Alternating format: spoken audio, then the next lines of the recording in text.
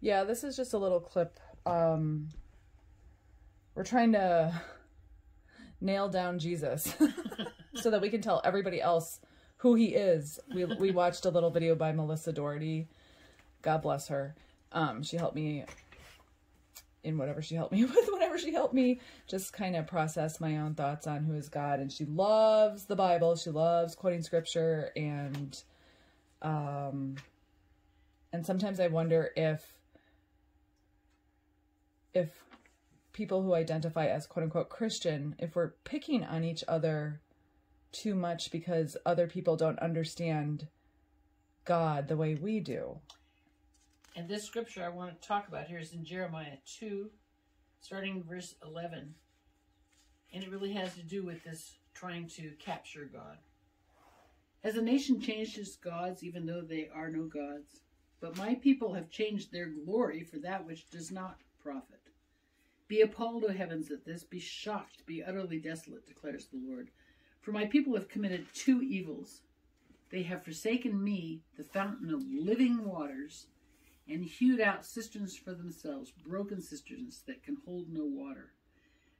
This, I think it's a part of the human condition to want to gather up God into our box, our cistern.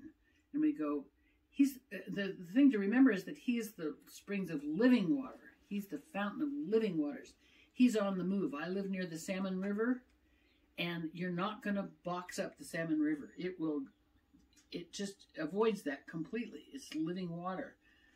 And what the Israelites, what they did with the Ark of the Covenant, for example, if they didn't have the Ark of the Covenant, it got stolen a couple times, and they panicked because they were going to lose the war, as though God existed in the box. Mm. And here he says, you've got a cistern, you've got a water holding container, a bucket, let's call it. You got a bucket, but it's got cracks, it's got holes in it. It's flawed. Even what you think is the box that can hold God is flawed. And he says, you're not going to hold me. I'm going to do what I want.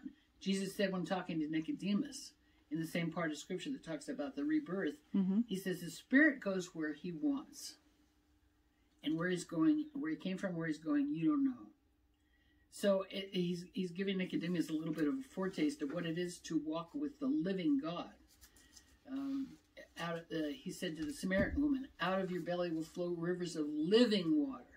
This is the living God that we're dealing with, and he cannot be contained in any kind of whatever our version of his photo album would be. And for many people, it's the Bible itself. But if we think he is contained, never spoke before or after that, that's crazy talk. And that's what Jesus was. That's how he addressed that whole thing when he said that you refuse to come to me for life because you study the scriptures, supposing that in them is life. If you think of the scriptures as other people's, kind of a conglomeration of people's photo, it combined to make a photo album. This was my shot when I saw God this way. This was my experience when I saw God this way. This is what God did in my life. That's the combined photo album of what our experience with God was. And that did not stop and cannot be contained by any box that we want to develop, be it a brick and mortar church building, a book, a fellowship, whatever. We always need to bow to the reality that God is alive and divine, which we will never be. Thank you. Hi, I'm just having a little moment here, so I thought I would share. Just taking a walk and thinking about grace, like radical grace, and this visit that I'm having with my mom and my dear friend Andrea, who's been walking in Christian freedom and radiant grace and Jesus for over 40 years. And it's like sitting in the shade of a big, beautiful, gorgeous oak tree, and like just majestic, and feeling the shade and the protection. And I just feel very grateful to to know Andrea, and it gives me hope because there's no timeline, there's no measuring stick, like you need to be at this point if you've been quote-unquote a Christian for 6 months or a year. There's no timetable. At least that's what I'm discovering and learning about walking with the living God versus being in a religion. And I don't know, I just had this memory all of a sudden. A family member several years back, they were in training to become circuit overseers, circuit work. It was what they really, really wanted to do. And it got to the time where, I don't know if they give them like a test or a review or something, a review. And they were told that in order to be circuit overseers, they would need to both lose weight, like the husband and the wife.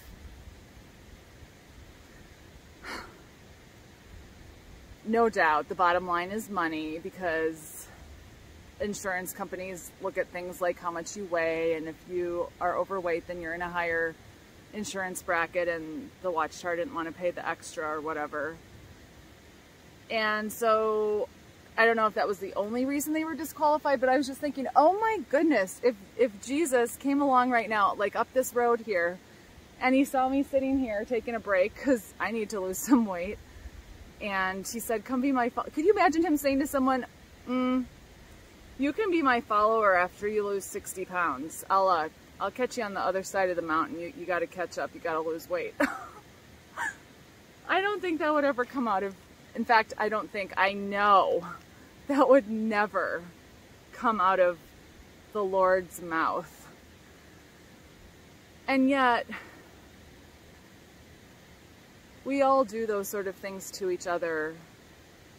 Oh, when you stop swearing, then you're really a Christian. Or, oh, when you no longer have temper flare-ups, then you're no longer, then you can say you're a Christian. Or your house has to be immaculate, your car has to be clean.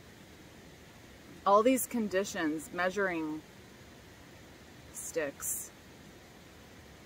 But it's just nice to kind of keep peeling the onion, peeling the artichoke to get to the heart, and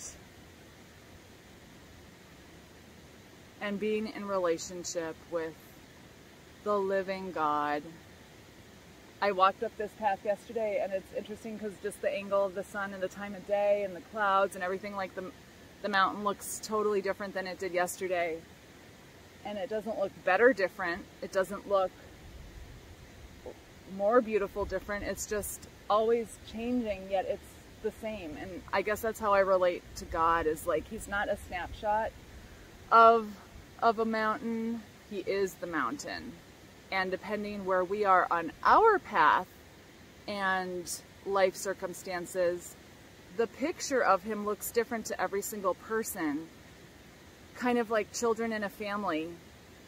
My brother and I, when we used to get together and chat, we would compare notes in our childhood, and how I related to my mom and my dad was totally different than the experience he had with mom and dad. And at least in my human mind, I think it's similar in everyone's relationship with God. They're like, well, my relationship, like how I understand God, is the truth, and you're wrong. And read this scripture to get your mind adjusted. And Andrea so kindly reminded my mom and I this morning that, is this recording? Yeah. That, wait, what did she say? She said so many amazing things.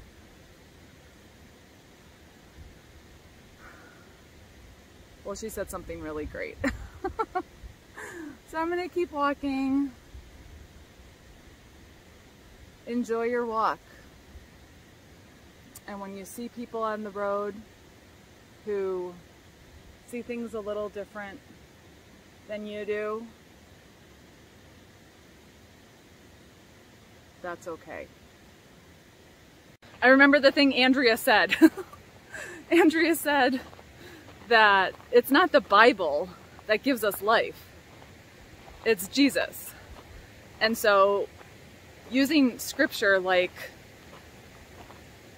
a gun and you're gonna get the bullet in the bullseye and that's gonna unlock everything, that's not how it works. And those of us who come from very legalistic religious backgrounds, I think that's old habits die hard. The Bible doesn't give us life. It's a book. It's a snapshot of what the kingdom looks like, yet it's not the kingdom. Okay, oh, a butterfly. Bye.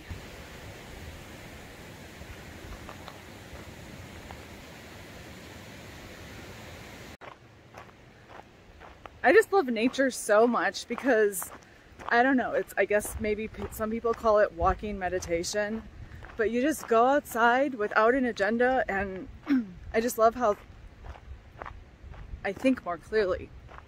At least I think I do. But this little segment I would entitle, look at these mountains. I would entitle this, woo, I hope it's not too windy, Challenging Your Own Biases, your own bias. And I've had quite a few of them challenged, brought to my attention, like things that were in my blind spot that I didn't even know were there. Let's go forward with the camera, shall we? Okay, that's better. So someone just, my friend Andrea just introduced me to this YouTube channel called Homeboy Industries. And they have an Instagram page and all, you know, all the social media stuff. But what is so fascinating to me is that the ministry started with this man named Greg Boyle. They call him Father G. And what a heart. He's won all these awards, peace prizes, etc. And his parish started out, I mean, it's a lot bigger now, but back in the 80s and 90s when LA was like the murder capital of the country, the world, I don't know, it was bad, it was dangerous. And I don't know a lot, so I'm not claiming to be like a historian on LA neighborhoods by any means. I just started watching these videos yesterday. But he ministered to gang members and these people who were in these gangs, men and women, in and out of jail, on and off drugs, society's disposables.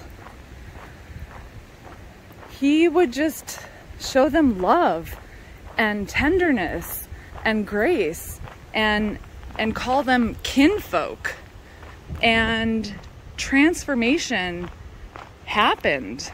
And it's amazing. And so the bias I found myself thinking as I'm watching this is, well, he's a Catholic priest and Catholics pray to Mary and that's not in the Bible, and so he's not in quote unquote truth, biblical truth. Wow, who am I to say anything? The older I get, the more I am finding myself just constantly saying, I don't know. People will ask me, well, what do you think about such and such? And it's like, I don't know. I'll engage in a conversation and be like, well, you know, this is how I feel about it, or maybe how I think about it, but I don't know. And there's a lot of freedom in giving yourself permission to just sit in the space of not knowing. And yeah, it's pretty awesome.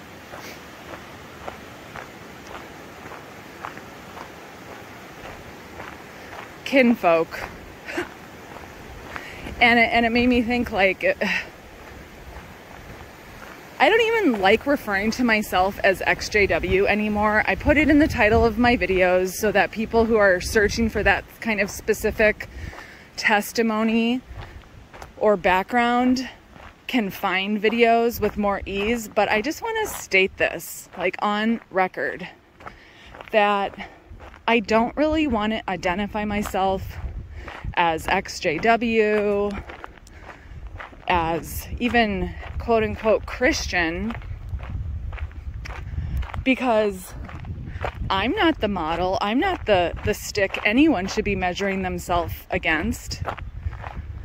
I'm literally just a human.